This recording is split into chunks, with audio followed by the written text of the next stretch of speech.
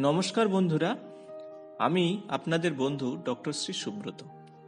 Shri Subrata astrological কনসালটেন্সির পক্ষ থেকে আপনাদের জানাই শুভেচ্ছা। সম্পূর্ণ বিজ্ঞান ভিত্তিক ও শাস্ত্রসম্মত জ্যোতিষ আলোচনা শুনতে ও দেখতে এবং মনস্তাত্ত্বিক পরামর্শ পেতে আমার চ্যানেলটি সাবস্ক্রাইব করুন।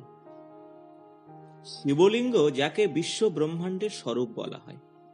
বন্ধুরা, 4 মার্চ 2019 হলো মহাশিবরাত্রির দিন। প্রায় প্রতি ঘরে ঘরেই এই দিনে শিব পূজা করা হয়। আমরা আমাদের সাধ্যমতো পূজা সামগ্রী জোগাড় করে দেবাদিদেব মহাদেবের পূজা দিয়ে থাকি, কিন্তু আমরা অনেকেই জানি না কি কি সামগ্রী দিয়ে পূজা দিলে দেবাদিদেব মহাদেব প্রসন্ন হন বা আমরা মহাদেবের আশীর্বাদ লাভ করতে পারি। তো আসুন বন্ধুরা, আজ আমরা এই ভিডিও থেকে জেনে নেব শিব পূজায় কি কি সামগ্রী দিয়ে পূজা দেওয়া হয় এবং কিভাবে পূজা দেওয়া হয়। তবে এর পরের ভিডিওতে আমি বলবো, অবশ্যই দেখবেন বন্ধুরা, ভুলেও কি কি অর্ঘ্য দিয়ে শিব পূজা দেওয়া উচিত নয়। প্রথমে বলবো, শিবলিঙ্গকে দুধ, দই, ঘি, মধু আর গঙ্গা জল দিয়ে অর্থাৎ পঞ্চামৃত দিয়ে ভালো করে ঘষে পরিষ্কার করে ফেলবেন। তারপর তামার পাত্রে রাখা গঙ্গা জল দিয়ে ভালো করে স্নান করিয়ে দেবেন। এরপরে আসবো ফুলের বিষয়ে। ধুত্রা ফুল দিয়ে পূজা দিলে সন্তান সুখ লাভ হয়। আকন্দ ফুল দিয়ে পূজা দিলে লাভ হয় লম্বা আয়ু।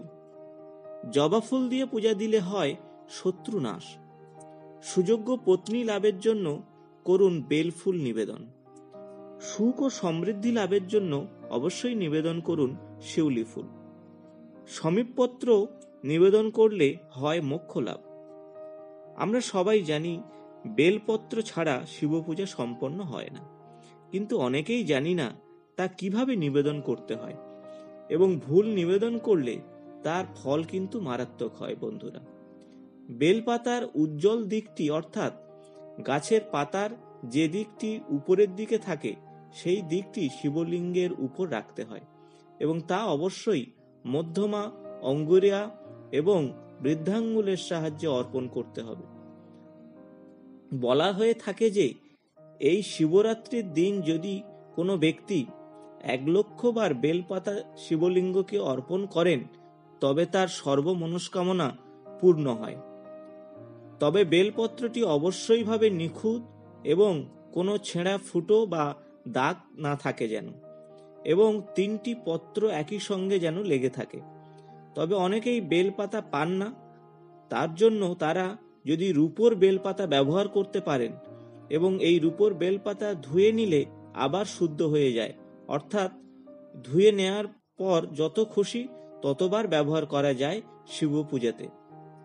তো বন্ধুরা, শিব পূজাতে চন্দন অবশ্যই ব্যবহার করবেন, তবে ভুলেও সিঁদুর ও হলুদ ব্যবহার করবেন না। বাবা ভোলানাথ বনে জঙ্গলে থাকতে ভালোবাসেন, তাই তার পছন্দ জংলি ফল, ধুত্রা, মিষ্টি আলু, পেয়ারা প্রভৃতি নিবেদন করা হয়। সন্ধ্যার সময় অবশ্যই প্রদীপ, ধূপ, ধুনা জ্বালাতে ভুলবেন না।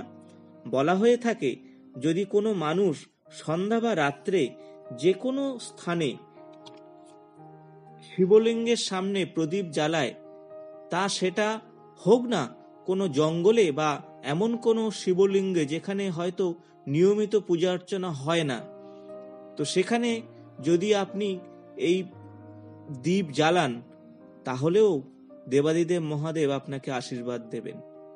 তবে অবশ্যই মনে রাখতে হবে, পূজা দিতে বসার আগে অবশ্যই মেরুদণ্ড সোজা রেখে পূজা দেবেন, তবেই আপনি শুভ ফল পাবেন।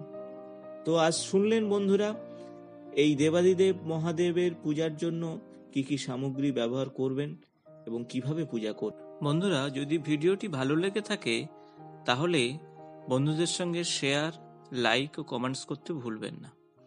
নিয়মিত আমার চ্যানেলের আপডেট পাওয়ার জন্য সাবস্ক্রাইব করে বেল বাটনটি প্রেস করবেন।